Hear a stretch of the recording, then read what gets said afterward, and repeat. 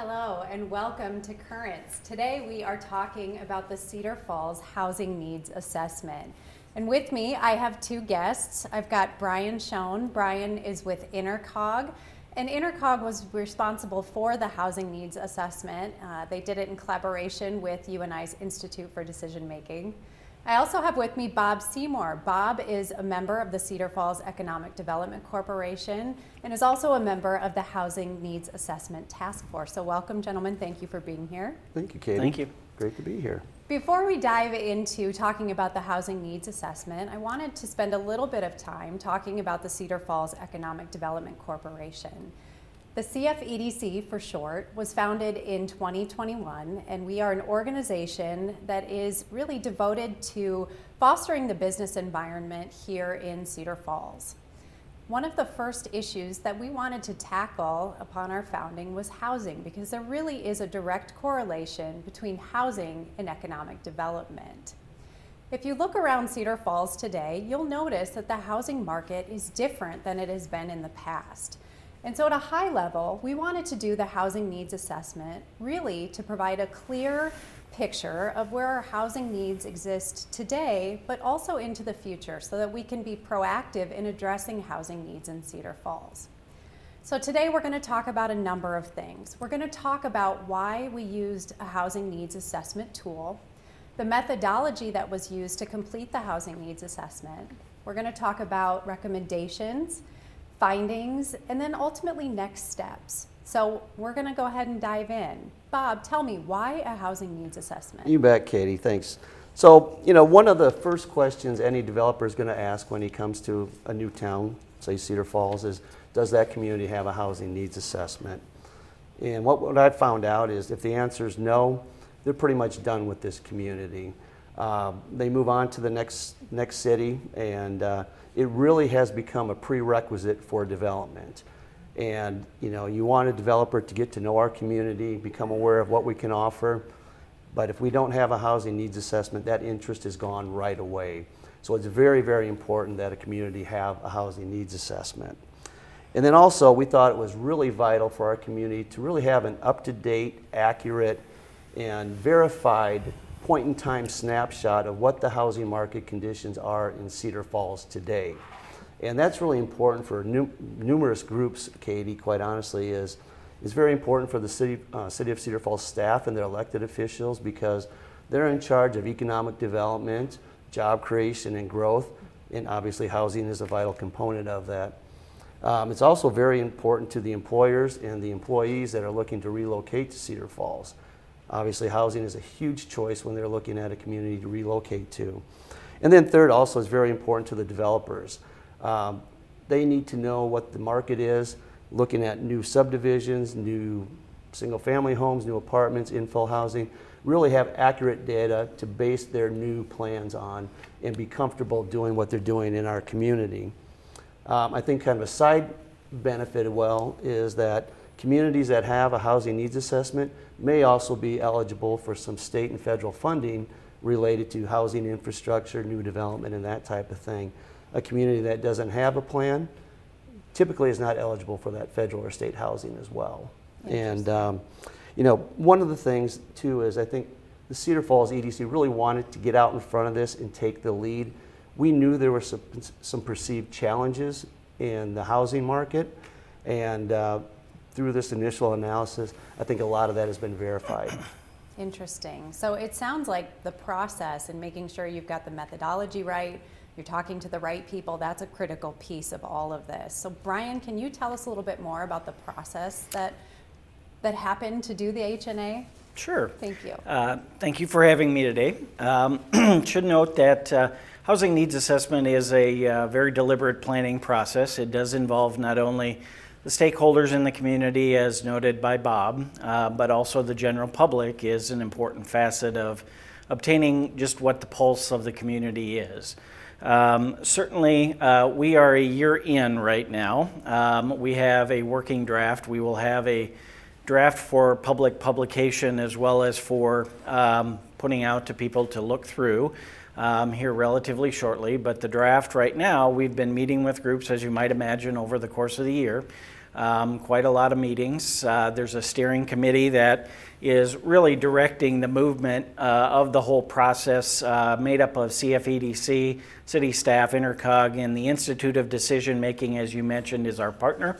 They have been largely involved in the public input process and have driven that for us as well. The second group that is involved is a steering committee. After steering committee is a task force. And the task force is really just a cross-section of the community that we've been using to bounce things off. We also created 6 focus groups, invited folks in, targeted folks for their opinions because they're in certain industries, whether they're employers, lenders, realtors, builders, social agencies, just a litany that we invited in to be a part of the focus group. Again, those are set questions. We also then had a community-wide survey that went out, and happy to report that we had over 140 responses back to the survey. That's in addition to the focus groups and the steering committee direction that we're getting. So we are getting a pretty good feel for what's going on from a housing perspective, knowing that that is just one facet of overall community development. As you noted, CFEDC is leading. It's not uncommon for communities. We serve a 6-county area, and housing needs assessments can be driven by policymakers, can be driven by economic development folks, can be driven by business and industry, educational institutions, and so this is a fairly common process, but a very unique look from the perspective of the city of Cedar Falls. You have a very unique housing situation. And so it's really been fascinating for us to be involved in those meetings, learn more about the community as well.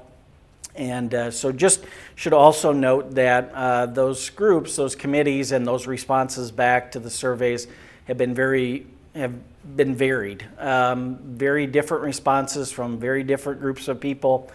Some very actively involved in housing, some not so much, but some very much looking to be involved in housing, and some very much in a situation where they need housing. And so with that said, it's really just been a fascinating process. We're not done. We've got a couple of things left to do. We've got a final look at the draft document that we're going to run through the task force. We're then going to conduct a reflection meeting, which is going to be a meeting that's open to the public. We will conduct that at the community center, targeting the first week in May for that, so people can come in and just get a snapshot of the overall document and what we're thinking, what we're seeing. It's really an opportunity for us to reconcile if what in fact we're seeing is fact.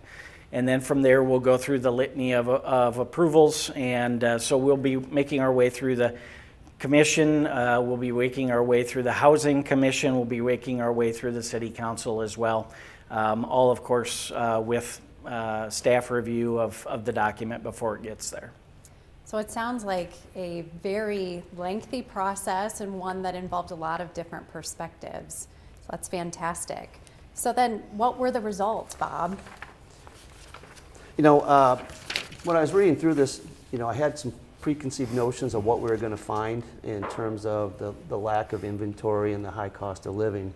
But some of the things that really hit home to me was there's been a 66% reduction in the number of available housing, single-family units over the last 5 years, which is astounding. The other thing is that the average home price in Cedar Falls has increased by more than 25% during that same period as well. One of the stats also that really hit home to me is that the average sale price of a newly constructed home that sold in 2021 or 2022 was nearly $477,000, which is obviously out of reach for many individuals in this community. And the average sale price of a home during that same time frame was just over 400. I'm sorry, the number of homes that were listed were only 12 that were under $400,000 at that same point in time. So, you know, we have a verified lack of inventory, verified confirmation of the high cost of housing. And the other thing that stood out is the number of available lots for development. There used to be over 100 lots available for individual home builders to build on. Today, there's virtually zero. And the other thing that was kind of interesting to me too is not only on the owner-occupied side, but the median monthly rent rate went from about $635 per month in 2010 to nearly $1,000 today. So we're really getting that double whammy, if you will, on the single-family side and the rental market as well. And I think Brian hit on this. What we're really trying to do is hopefully come up with some creative solutions that we can discuss with the public here and really try to address what is going to be an ongoing challenge for Cedar Falls. It sounds like there was a lot of really valuable and interesting information that came out of the assessment. So the ultimate question then is, what are the recommendations? What do we do with it? Okay, I will cover the recommendations that we are starting to see as a result of all the conversations, and I should note that the draft document is absolutely chock full of data. There's all kinds of scientific data that is also behind a lot of these conversations. So it's not just word of mouth, it's just not personal opinion, it's also founded in data, some of which is very new data that was generated or is generated through the multi-listings. So it's coming very fresh to us from realtors, bankers, and developers. And so we've had access to information that has really pushed some of these things to us. Probably the first thing, which would be the overarching theme for the recommendations, is just really to be cognizant and maintain the quality of life for the community.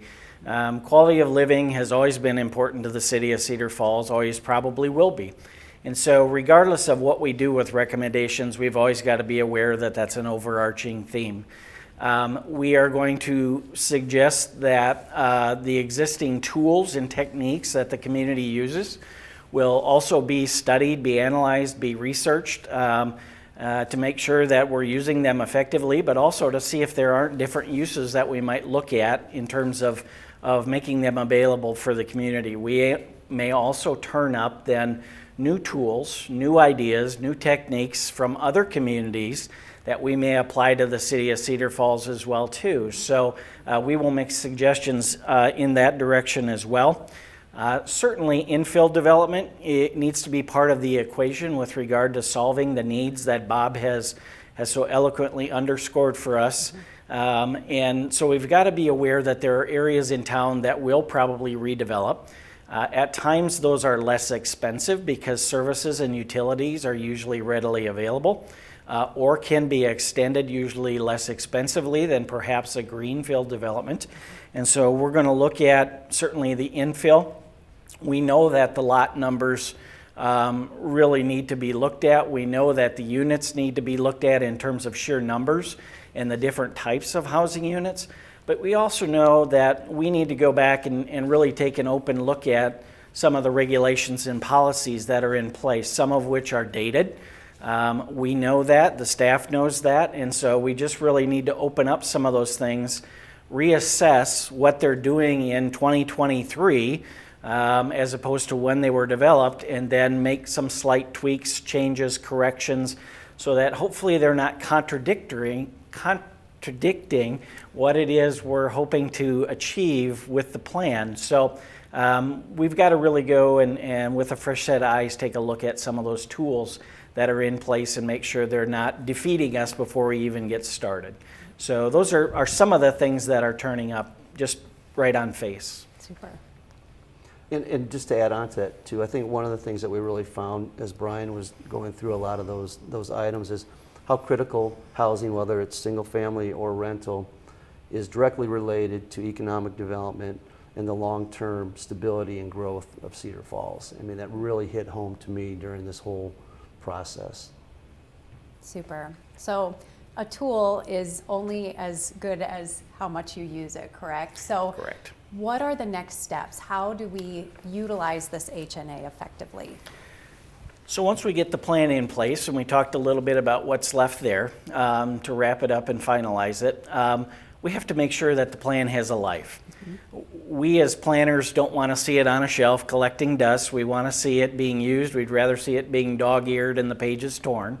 And so we want to take that plan then and break down those recommendations and really strategizing about each one of the recommendations. And when I say strategizing, I mean in your mind creating a mini strategic plan, which is just really what is involved with this, who's responsible for it, how long is it going to take, what's it going to cost us, what's the expected or intended outcome, what are some of the unintended consequences perhaps, and then also set up a mechanism for who's going to take care of it, maintain it once we put it in place, make sure it's current, but also then who's going to go back after a period of time and assess whether or not the recommendation or the tools that get put in place have been successful. And how do we define success? So we really want it to be a living document, but we want it to really just be a cyclic thing, so that once we get to the end, we go right back to the beginning again, and that it just takes on a life of its own, like many of the other city plans that are in place. But also from the perspective of CFEDC, it being a marching order, if you will, then from a housing perspective as to the group's activities and expenditures and investments. Super. Wow, a lot of great information shared today on the housing needs assessment. Thank you both for that. We've talked a little bit about why a housing needs assessment is an important tool. We've talked about the findings of the housing needs assessment, recommendations, and next steps. And really, if you're interested in learning more, we'd encourage you to participate in the reflection meeting, and more information will be shared on that in the coming weeks. So thank you today for your time, and thank you for watching Currents.